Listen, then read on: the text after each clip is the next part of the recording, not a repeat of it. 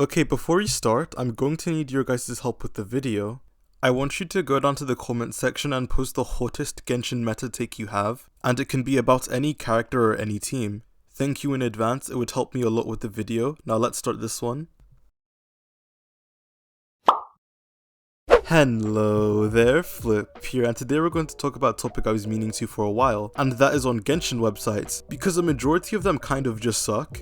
So I'm going to be going over some of the most abhorrent Genshin sites, telling you why they suck and how to point out bad websites in the future, and then I'll end off the video by showing you guys some of the websites I use for a lot of the info in my videos, so it can hopefully help some of you too. But before we do that, as always, if at any point during the video you're entertained or informed, make sure to drop a like and even consider subscribing, as I talk on various topics regarding Genshin's meta and I'll try to keep you updated. So, Genshin websites. Just for reference, when I'm mentioning these websites, I'm not talking about the ones that offer some sort of utility, like Paimon.moe, Enka.network, the interactive Genshin map, etc.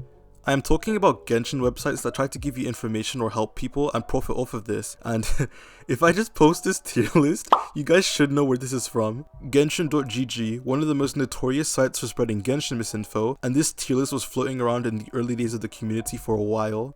They seem to post a list literally day one a new character is released, which should already be some red flags, but let's just look at this. The first problem with this list in general, before even looking at the atrocious placements for some units, is that they have three categories: main DPS, sub DPS, and utility. And with terms like this, there's just a lot left to be interpreted. What does main DPS mean here? Do they mean the character that does the most damage or the character that is on field? Because either way it's contradictory. Hazel was listed as a sub DPS for some reason, even though he is most used and best as a driver, which is basically someone that triggers off-field damage dealers' abilities. So then I guess they mean main DPS is someone who does the most damage on their team, but again, no. Zhang Ling, someone who commonly will do the most damage off-field, is listed as a sub DPS. There is just too much nuance to categorize characters as only three things, and then give them only one of the three things. Characters like Kuki and Toma can be supports, utility, but at the same time, with Dendro they can both be used as reaction carries on Burgeon and Hyperbloom teams. And then moving away from how they categorize characters, what the fuck are these assumptions? Look at this, they gave Raiden C2, and then Sino Keqing, Ito Klee, everyone else is just C0. Why? C6 Fischl, C6 Jingqiu, C0 Rosaria? Wait no, hold on, why is Kaya a sub DPS and Rosaria utility? They are the same character. You know what? I think you guys get the point. And to be honest, I genuinely thought this site was just a tier list until I clicked on one of the icons. I wonder what they have for Kazuha. Okay, good. They put international, but the other teams have no right being there. I'm not saying they're bad, but if you were to tell me to list Kazuha's top 3 teams, I wouldn't put them there. Okay, last character. What did they give Yulan? What am I looking at? Okay, you know what? The first team, fine, winnable. Double Hydra Hu Tao is really good. But Zhang Ling, Bennett, Yulan, and Zhongli? I don't think the team would be bad, I guess, but why is Zhongli there? And I don't even think you can sustain a Hydra aura on that team. You know what? I got completely sidetracked. There are sites like Genshin.gg and other pretty bad sites with horrible info, such as Genshin Lab, Games8.co, Traveler.gg. Basically, a good rule of thumb is that if they have a tier list, the site is probably bad. And there are just a ton of these sites. You would think this would be a good thing if the info on them were actually somewhat accurate, but they aren't. And the reason why this is maybe a bit shocking, but it's that the people that make these sites don't fucking care. I turned my ad block on before going on most of these sites because otherwise I would get blasted by ads from every possible angle. Genshin info is quite marketable, so when you coin in on keywords like tier list or best character build, best character, best team, etc., they can get a lot of clicks from this, which will net them money. Let's just look at how most of these sites portray info. It's basically cheaply made infographics with no actual explanation on how things work. There is no nuance given, no tips, just a basic display to make it very digestible. There is very little passion behind anything on these sites. It is simply a cash grab and they don't really care about the people looking for actual advice on these things. One common thread about the sites I'm going to recommend is that they don't have that many ads, if at all, and that's because they see the people that use them for resources as more than just a dollar sign. Let's look at Genshin.gg one more time to just hammer in how lazy they are. Farazan, best girl. She came out like a week ago. Let's look at her best teams.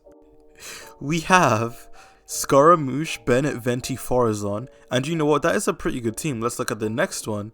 Oh, it's the exact same team but with Zhao instead.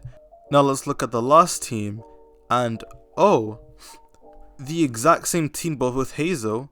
Yeah, Farazan definitely doesn't have any on-field teams that lowers her ER requirements, or any other iterations of Zhao and Scaramouche hypercarry. You guys get what I mean? It's just pure laziness. Let's look at another one of these websites, Genshin Lab. Let's click on Kuki, I guess. Favonia's Sword and Noblesse were her best build. Even before Dendro, Kuki would prefer to use Tenacity over Noblesse generally, and I guess Fav Sword was a top option for her. And even from there it gets worse. This is what they have listed. Listed as Kuki's best team. How can two people be a main DPS? Wait, huh? Raiden Beidou? What the fuck? These teams have to be AI generated. A human being could not possibly have come up with this. Well, there you have it. That is Kuki Shinobu's premium team. No, it's not Hyper Bloom, it's not a Taser team, it's not Slot on 3 Geo for Ito, it is a Mono Electro, Raiden and Beidou team. Okay, let's be fair and look at a character that isn't heavily affected by Dendro. Let's have a peek at Hu Tao. Maybe they're just updating their guides, you never know. Okay, Staff of Homa best in Slot, fair enough. Wait. Oh my god.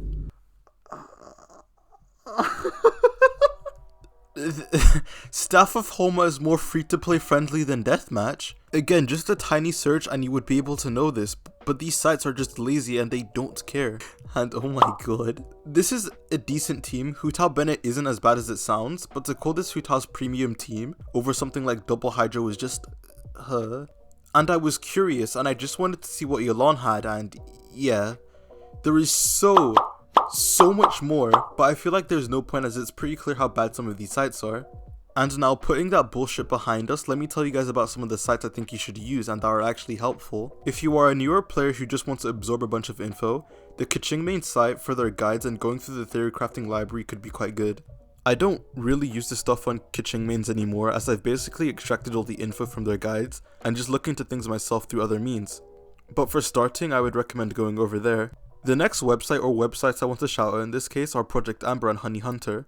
Both of these sites are very similar. They are just massive databases for all the descriptions and talents in the game, and they help me find info to quickly fact check something. They also are the quickest way to look over leaked kits if I ever need to get info on pre-released characters as well.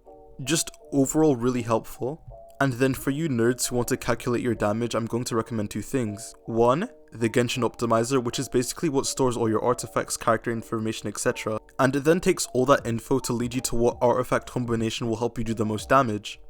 So if you're ever struggling to decide what you want to give to what character, this can help you do that. The only issue is that you have to put all your artifacts individually, but there is a very safe artifact scanner that can do it for you that works on all devices. rtscan.ninjabay.org. They have a guide that's very straightforward of how to transfer your data that I'll leave in the description. And lastly, the Genshin site I think is the most helpful currently, and will be long term, is gcsim.app. It is a Genshin simulator that will basically simulate your team damage in perfect scenarios. If you ever wanted to know how much damage your team does, all you have to do is go into its database, try and find a team you want to calculate and plug in your stats. The tool is quite complicated, especially if you want to try and create your own teams and your own rotations. But they do have a Discord that is very helpful and will be willing to answer a lot of the questions you have. And well, that is basically all the Genshin sites I use and what helps me. And on that note, thank you guys so much for watching. If you enjoyed the video, make sure to like, subscribe and comment on what Genshin sites you use, as I'd love to hear them and I respond to almost every single comment. Thanks again for watching, and I'll see you guys on the flip side.